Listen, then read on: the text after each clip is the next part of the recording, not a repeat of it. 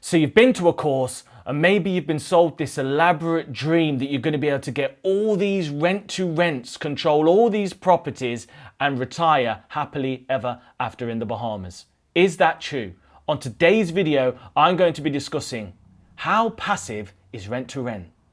2 phones, 2 laptops, flipping going crazy, tenant inquiries, maintenance issues, refurb issues, roof falling down, agencies, gas certs, EICRs, renegotiating, landlords, ending terms, Section 21, Section 24, Section 4, Article 4, it's all mad. Is rent-to-rent really passive?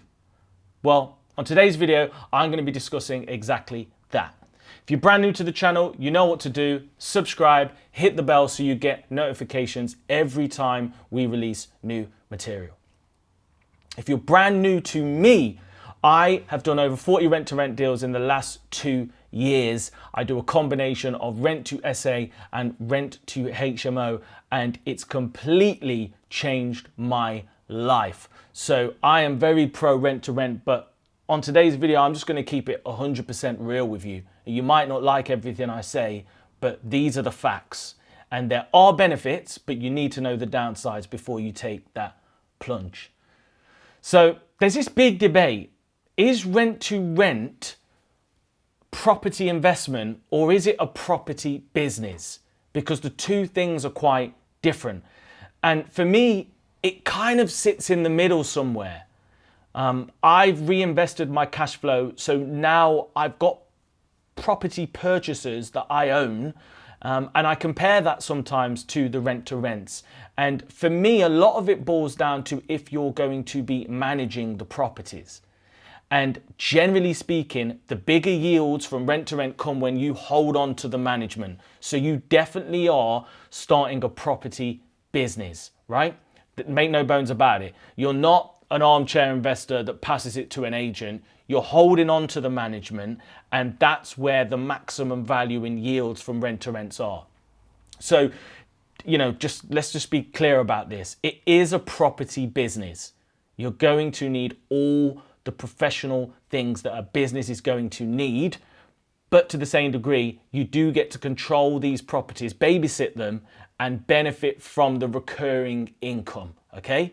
And recurring income is a lot more passive than earned income, i.e. you having to go to work and exchanging your time for money. The second thing to consider is what you want from rent-to-rent.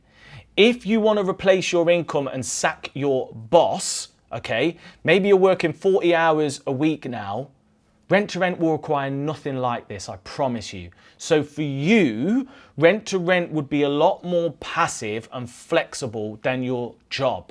And to be honest with you, that's good enough for me. That's a good start. You could sack your boss, do half the time, and that would be you doing it, just getting started, and you'd still have way more time and way more flexibility.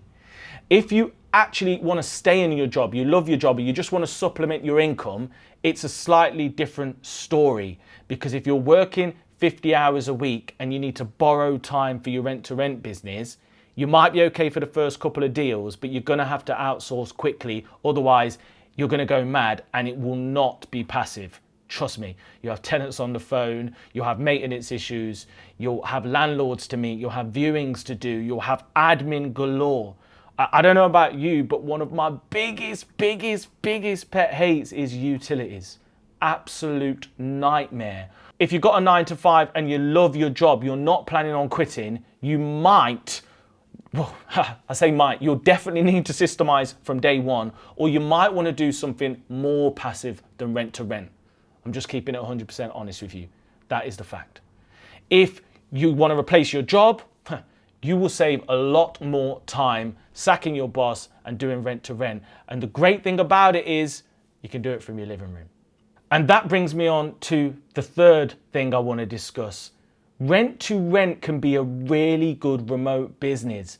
I've been away for weeks at a time, not now, but before, and been able to run my business remotely, which is amazing because you can be in a different climate or you don't need to be somewhere. And the other great thing is you can run your rent-to-rent business from home. So it gets to the point now where the only time I really have to leave for my rent-to-rent business is to go and view properties with landlords, or if I want to go and check up on refurbs. Apart from that, everything else should be systemized. So I think part of it is how you put the systems in place. If you systemize correctly and outsource, you can make rent-to-rent really, really passive. So I know what you're thinking. Rent to SA and rent to HMO are very different in terms of the systems and the work that's required. I know a lot of you think SA is going to be a lot more work, a lot more work, but that's not always the case. For me, my serviced accommodation has forced me to systemize very well. Otherwise, I'm checking in guests at 9 p.m. and it's very hard to manage. So even though serviced accommodation does require more systems to make it passive, you have to do them. So for a while, my SA was actually more systemized than my HMO. So it's not really about that. It doesn't matter what you're doing, whether it's rent to HMO or rent to SA, you're going to need to systemize them, and you're going to want to make them as passive as possible. And the growing pains you encounter will probably force your hand. So, you know, if you follow me, you'll know I do both. Rent to rent is not rent to HMO or rent to SA. Rent to rent is just a way of controlling the property. Once we're controlling it, we'll then cash flow it. So for me, that's not a huge factor. If you're thinking SA is too much work, you know, forget about that. At the times, HMO is actually harder work because you've got people's primary residence, so they need things sorting, and sometimes they can be a little less patient, to be honest with you. So forget what you've heard.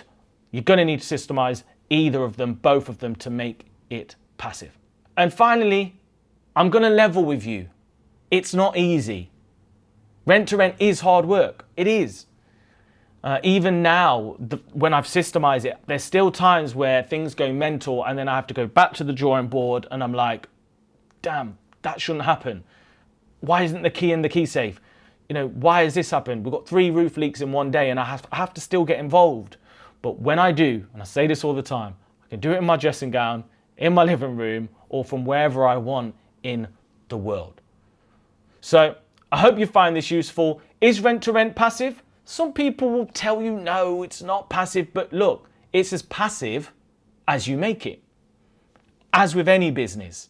And I tell you now, if you're a landlord that manages your own big portfolio, it's going to be the same level of work as somebody doing rent to rent. The only difference is you might have the yields as a landlord to outsource that. Whereas in rent to rent, you want to keep all the profit for yourself, or at least I do. But the final thing that I just want to touch on is if you find the right deals and you're not greedy, you can actually outsource the management. Then it's really passive. You can outsource the management, but you're going to have to find a team that you're really, really akin with and that you trust. Hope you find this useful. I'll see you in the next video.